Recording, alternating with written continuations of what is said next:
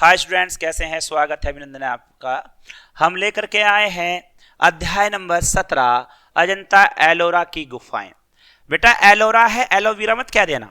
बहुत ही अलग ये गुफाएं हैं जो भारत में आपकी काफी ज्यादा चर्चाओं में है और पुरानी विरासत में इन्हें जाना जाता है। इनको बनाने में बहुत लंबा समय लगा। सब आपको इस लेसन में आपको बताया जाएगा, समझाया जाएगा, क्योंकि ये अजंता की जो गुफाएं हैं यहाँ पर आपको 3 धर्मों के बारे में अच्छा खासा ज्ञान मिलेगा। यहाँ से आपको हिंदू धर्म, जैन धर्म और बौद्ध धर्म तीनों की यहाँ पर आपको कलाकृति देखने के लिए मिलेगी, समझने और सुनने के लिए मिलेगी। सारांश क्या है? हमारे देश भारत में अनेक ऐसे स्थल हैं जो अपने निर्माण के साथ साथ अनेक प्रकार की कथा, कहानी और सांस्कृतिक विरासत के लिए प्रसिद्ध हैं। अजंता एलोरा की गुफाएं इसी का एक उदाहरण है। आए इन गुफाओं के विषय में जानते हैं, करते हैं शुरू। मैं बहुत दिनों के बाद अपने चाचा जी के घर औरंगाबाद जा रहा था। साथ में 2 मित्र थे। पूरे रास्ते बचपन की यादें फिल्म की भांति आंखों के सामने आने लगी थी। अपने भाई बहन के साथ हम अक्सर अजंता और एलोरा की गुफाएं देखने जाया करते थे। अब ये जो कह रहे फिल्म जो बनने लगी है, बचपन के वो दृश्य याद आने लगे हैं जो उन्होंने बचपन में देखा था। यानी कि पुरानी बातों को याद करके लगता था कि जैसे वह फिल्म उनके सामने दोबारा चल रही हो। अब वो अक्सर जाया करते थे बचपन में। इसी के साथ आगे बढ़ते हैं। आज मैं अपने मित्र के साथ उसी ऐतिहासिक कलात्मकता के दर्शन करने जाऊंगा। यह सोचकर मन अत्यंत प्रसन्नता का अनुभव कर रहा था। घर पहुंचकर चाचा जी ने बड़े प्यार से हम सबका स्वागत किया।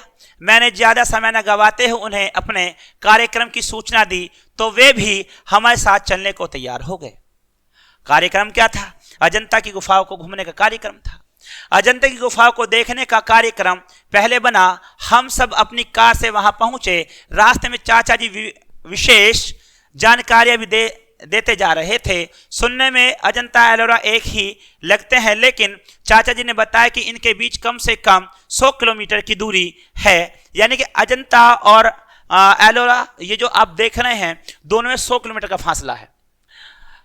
दोनों के बीच काफी विषमताएं भी हैं। चाचा जी हमें दोनों गुफाओं का अंतर बताते हुए बोले कि अजंता की गुफाओं को एक पहाड़ को काटकर बनाया गया है, जबकि एलोरा में कई पहाड़ियों को काटा गया था, क्योंकि एलोरा की गुफाएं काफी बड़े क्षेत्र में फैली हैं, जबकि अजंता की गुफाएं एक के बाद एक बराबर लगी हुई हैं। अब देखिएगा दोनों में विषमताएं हैं। किस तरह की हैं कि एक को एक पहाड़ी से काट करके बनाया गया और एक को छोटी छोटी पहाड़ी से काट करके बनाया गया है। 7वीं शताब्दी में बनी अजंता और एलोरा गुफाओं की चित्रकारी भारतीय चित्रकारी का सर्वोत्तम उदाहरण है। प्राचीन काल में भारतीय चित्रकला धार्मिक भावनाओं से ओतप्रोत थी, इसलिए उन गुफाओं में मिलने वाली मूर्तियां और चित्रों में हिंदू, बौद्ध तथा जैन धर्म का प्रभाव स्पष्ट दिखाई देता है। जैसा कि मैंने चैप्टर शुरू होने से पहले ही बता दिया था कि ये जो गुफाएं हैं इसमें आपको 3 धर्मों के दर्शन होंगे। पहला आपका इसमें हिंदू धर्म, जैन धर्म और बौद्ध धर्म। इसमें आप किसी को भी आगे पीछे रख सकते हैं। सभी के मंदिर इसमें लगभग 36 मंदिर बने हुए हैं जो इसमें संख्या के आधार पर बांटे गए हैं। इसी के साथ आगे बढ़ जाएंगे। अजंता की गुफाओं का निर्माण कार्य लगभग 1000 वर्षों तक चला। मैं आपको शुरू में बता रहा था कि इनको बनाने में समय लगा 1000 वर्ष। मेरे मित्र प्रदीप को बड़ी हैरानी हुई कि इतने वर्षों तक कार्य चलने पर भी मूर्तियों की कलात्मकता में जरा से भी फर्क देखने को नहीं मिलता। हरीश ने चाचा जी से पूछा, चाचा जी इन गुफाओं का नाम अजंता क्यों पड़ा? चाचा जी हंसते हुए बोले, भाई अजंता गांव का नाम है जो यहाँ से 3 या 4 किलोमीटर दूर है। अब देखिएगा ये अजंता की जो गुफाएं हैं वहां एक गांव है अजंता के नाम से, उसके नाम पर इस गुफा का नाम पड़ा। जैसे आप सोचते हैं हड़प्पा सभ्यता, मोहनजोदारो सभ्यता, आलमगीरपुर सभ्यता, ये उन सभ्यताओं के जमीन के नीचे से निकले वाले का नाम नहीं था, बल्कि जो उसके आसपास उस समय था ये उसका नाम था। मान लीजिए हम दिल्ली में रह रहे हैं तो दिल्ली में कोई जमीन के अंदर से पुरानी सभ्यता निकल जाए तो हम उसे दिल्ली की सभ्यता कहेंगे। वो आज के नाम से चलती है, लेकिन जो उसका समय उस समय रहा होगा, नाम रहा होगा, वो किसी को पता नहीं है। ठीक है, ठीक वैसे यहां पर हो रहा है। उसके नाम पर इन गुफाओं का नामकरण हुआ है जो घने जंगलों से घिरी घोड़े के नाल के आकार की बनी है। अजंता का स्वरूप मठ जैसा है जिसमें कई विहार तथा चैत्य गृह है। प्रत्येक गुफा में जातक कथाएं, बुद्ध की विभिन्न मुद्राएं, मुद्राओं में दुख की परिभाषा, चेहरे पर वैराग्य और संसार को जान लेने का भाव दिल को छू जाता है। भिक्षुओं के विभिन्न क्रियाकलाप, दान की गाथाएं और ऐसी असंख्य चित्र कथाएं इन गुफाओं में फैली हुई हैं। कुल मिलाकर 30 गुफाएं हैं जिनमें 5 चैत्य गुफा और 25 विहार हैं। तो देखिएगा यहाँ पर चैत्य गुफाएं यहाँ पर 5 हैं और 25 यहाँ पर विहार हैं। विहार का मतलब होता है जैसे घूमने के बगीचे। हरीश ने चाचा जी से पूछा, चाचा जी इनके बारे में पता कैसे चला होगा? आसपास तो दूर दूर तक फैला जंगल ही जंगल है। चाचा जी ने बताया 1919 में ब्रिटिश सेना की मद्रास रेजिमेंट के एक सेना अधिकारी जॉन स्मिथ ने इनको सबसे पहले देखा। वह जंगल में शिकार करने आया था, लेकिन पेड़ों और पत्तों से ढकी इन गुफाओं को देख विस्मित हो उठा। सीढ़ियों द्वारा जब वह पहली गुफा में पहुंचे तो देखा कि पुरातत्व विभाग ने 1, 2, 3 करके गुफाओं का क्रमांक डाला हुआ है। इस क्रम का इन गुफाओं के निर्माण काल से कोई संबंध नहीं है। अजंता की गुफाएं मनुष्य द्वारा निर्मित बेजोड़ गुफाएं हैं जिन्हें प्रतिदिन असंख्य देशी विदेशी सैलानी देखने आते हैं। अब देखिएगा गुफाएं 1 से 25 तक हैं। 1, 2, 3, 4, 5, 6 करके नंबर डाले गए हैं, लेकिन वो नंबर ऐसे ही डाल दिए हैं। उसमें कोई इससे ये नहीं पता चलता कि यह कब बन के तैयार हुई। ठीक है, इसी के साथ आगे बढ़ेंगे। इनमें प्राकृतिक रंगों का प्रयोग इतना बखूबी हुआ है कि कई वर्षों बाद भी वह सजीव लगती है।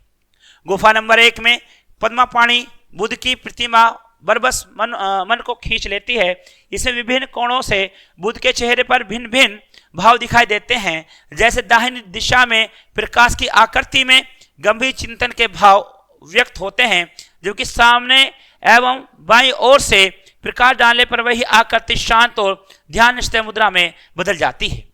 गुफा 16-17 गुप्तकालीन गुफाएं हैं जिनमें जातक कथाएं दिखाई गई हैं। अब ये जातक कथा क्या है? जातक कथा वे कथाएं हैं जिसमें भगवान गौतम बुद्ध की 550 जीवनियों को लिखा गया है। वे जातक कथाएं कहलाती हैं प्यारे बच्चों। इसी के साथ आगे बढ़ेंगे। यह स्तूप की पूजा की जाती थी और ये गुफाएं लकड़ी की बनी हुई लगती हैं। ये शताब्दियों से बुद्ध, हिंदू और जैन धर्म के प्रति समर्पित गुफाएं हैं। ये सहनशीलता की भावना को भी प्रदर्शित करती हैं। इनमें अनेक प्रकार के फूल, पत्तियों, वृक्षों, पशु आकृतियों आदि से सजावट का काम किया गया है। इन चित्रों की एक विशेषता यह भी है कि ये आपस में एक दूसरे से जुड़ी हुई हैं। इन्हें अलग अलग भागों में विभाजित नहीं किया जा सकता। इनमें गुफा नंबर 26 में बुद्ध की लेटी हुई प्रतिमा देखते ही बनती है। इन चित्रों को चट्टान की सतह पर बनाया गया है, जिसे छेनी से छोटे गड्ढे करके खांचों में परत लगाकर बनाया गया है। ये उस समय की कलाकृति है लेटे हुए बुद्ध की। जब उनका परिनिर्वाण हुआ वह अंतिम समय था जिस समय वो लेटे हुए थे और उन्हें पता था कि आज ये सब होने वाला है और वह लेटे हुए उपदेश दे रहे थे। तो ठीक ये उस समय की गोंद, फूल, पत्तियां इन चित्रों में चावल का मान तथा वस्तुओं का समीक्षण कर बनाया गया है। हजारों वर्षों बाद भी इनका रंग हल्का नहीं पड़ा। ये भित्ति चित्र नहीं कहे जा सकते क्योंकि भित्ति चित्र गीले प्लास्टर पर ही बनाए जाते हैं, जबकि इन्हें प्लास्टर सूख जाने के बाद बनाया गया है। इन गुफाओं की छतों पर भी भगवान बुद्ध के जीवन से संबंधित घटनाओं को उकेरा गया है। चाचा जी ने बताया कि इन चित्रों को सुरक्षित करने के रसायन ने काफी चित्रों को नुकसान पहुंचाया है।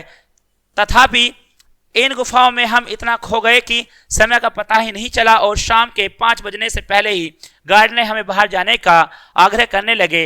अब एलोरा जाने का समय भी नहीं बचा था, इसलिए हम सब ने घर लौट जाना उचित समझा। अब देखिएगा प्यारे बच्चों, इतना बड़ा भव्य दर्शन करने का जब मौका मिल जाए तो भूल ही जाते हैं कि कब समय कहां से निकल गया, पता ही नहीं चलता। ठीक ऐसा यहां पर हो रहा है।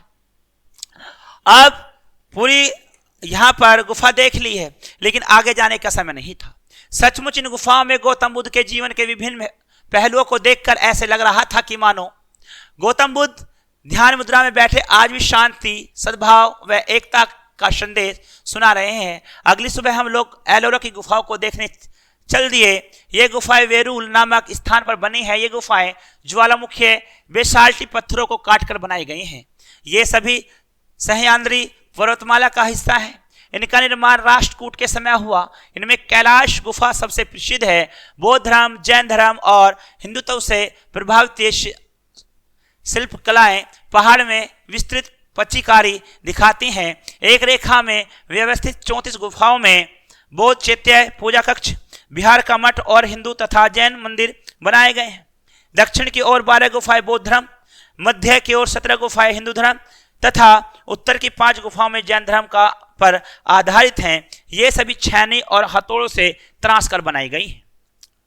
चाचा जी ने एलोरा के बारे में और दिलचस्प जानकारी दी। इसका कैलाशनाथ मंदिर वास्तुकला का अद्भुत नमूना है, जिसे पत्थर के केवल एक खंभे पर नक्काशी करके बनाया गया है। अब देखेगा यहाँ कैलाश मंदिर ये भोलेनाथ के लिए होता है, ठीक है। ये कैसे बनाया गया है कि एक ही खंभे पर बना दिया और वह एक पर टिका हुआ है, ठीक है। इसी के साथ में यहाँ पर इस मंदिर में एक प्रवेश द्वार, मंडप, सभा कक्ष, टावर और एकांत कक्ष भी है, जिन्हें एक ही चट्टान को तराश कर गाड़ा गया है। इन 2 दिनों में हमने भारत की गौरवशाली कलात्मा को न केवल जाना वरन अपनी आंखों व हृदय में बसाकर दिल्ली लौट आए, लेकिन मन अभी भी उन गुफाओं में घूम रहा है।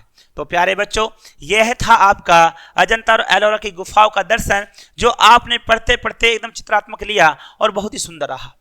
इसी के साथ में आगे बढ़ते हैं और हम पढ़ते हैं यहाँ पर कठिन शब्द अर्थ। इसी के साथ शब्द अर्थ का मतलब है विषमताएं, असामान्यताएं होती हैं। ओतप्रोत पूर्णतः मिश्रित, कलात्मकता कला से युक्त होता है, बेजोड़ जिसका जोड़ न हो, ध्यान स्थमाने होता है, ध्यानमग्न, समर्पित, समर्पण क्या हुआ, समीक्षण, मिलावट, मिलाना, ध्यान मुद्रा, ध्यान की स्थिति, सद्भाव, शुभ भाव, विस्तृत, फैलाव, व्यवस्थित, व्यवस्था की गई, दिलचस्प, मजेदार, रोचक, अद्भुत, अनोखा, नक्काशी, धातु पत्थर या कांट पर खोदकर बेल बूटे बनाने की कला, कक्ष, कमरा। तो प्यारे बच्चों, इसी के साथ यहाँ पर ये अध्याय आपका खत्म होता है। मिलते हैं आपसे अगली कक्षा में अगले अध्याय के साथ। तब तक के लिए गुड डे, गुड लक।